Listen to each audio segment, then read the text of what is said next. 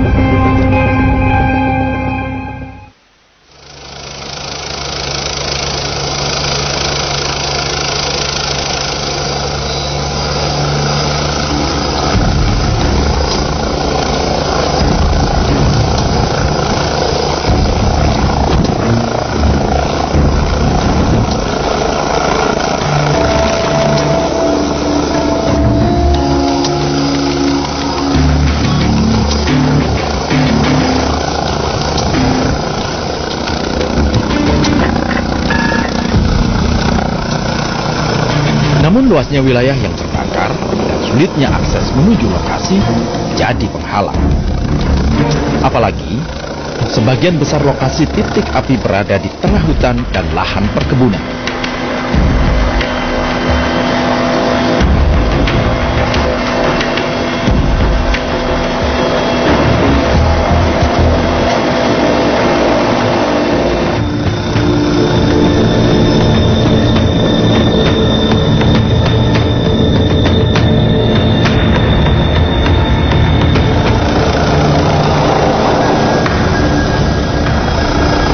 Sudah tak terhitung upaya ini dilakukan dan nyaris berulang setiap tahun.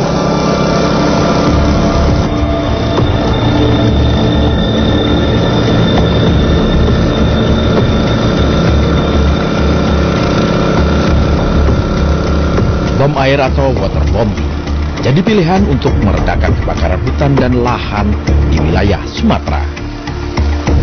Sejak ditetapkan status darurat bencana asap, 4 helikopter bersiaga di posko Badan Penanggulangan Bencana Daerah BPBD Sumatera Selatan.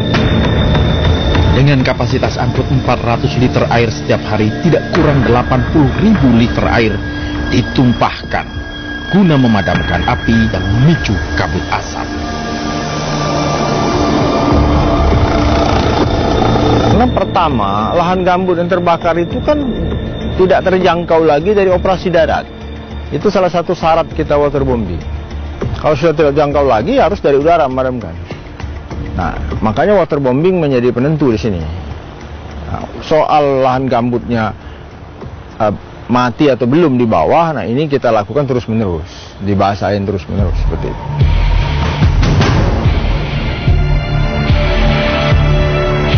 Penggiat lingkungan hidup menganalisa temuan titik api hasil penginderaan satelit. Hasilnya, sebaran zona terbakar dominan berada di area lahan konsesi, baik hutan, tanaman industri maupun perkebunan kelapa sawit.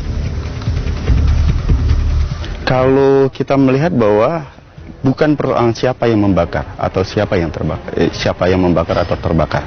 Ini persoalan pertanggungjawaban perusahaan. Undang-undang lingkungan hidup sudah jelas, atau undang-undang kehutanan, undang-undang perkebunan menyebutkan siapa yang harus bertanggung jawab ketika suatu lahan, suatu hutan itu terbakar dan di lahan itu dimiliki oleh siapa. Nah, ketika lahan itu dimiliki oleh korporasi atau perusahaan, artinya perusahaanlah yang harus bertanggung jawab. Nah, apabila misalnya tadi tuduhan dia bahwa lahan itu dibakar oleh petani dan lainnya, artinya mereka tidak bisa menjaga lahannya kan? Artinya seharusnya mereka itu mengecilkan izin mereka karena mereka tidak bisa bertanggung jawab terhadap lahan yang terlalu luas.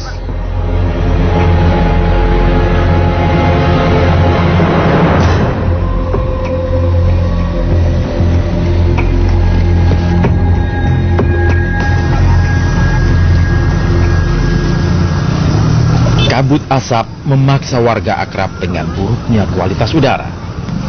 Di Sumatera Selatan, 30.000 jiwa menderita gangguan infeksi saluran pernapasan atau ISPA.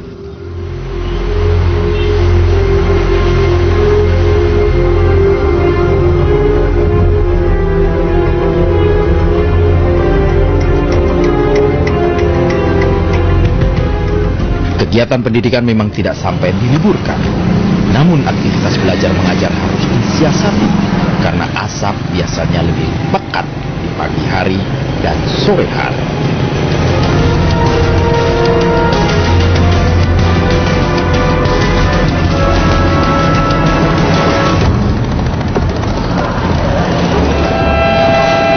Demikian pula sektor transportasi, baik darat, air, maupun udara yang terganggu pekatnya kabut asap.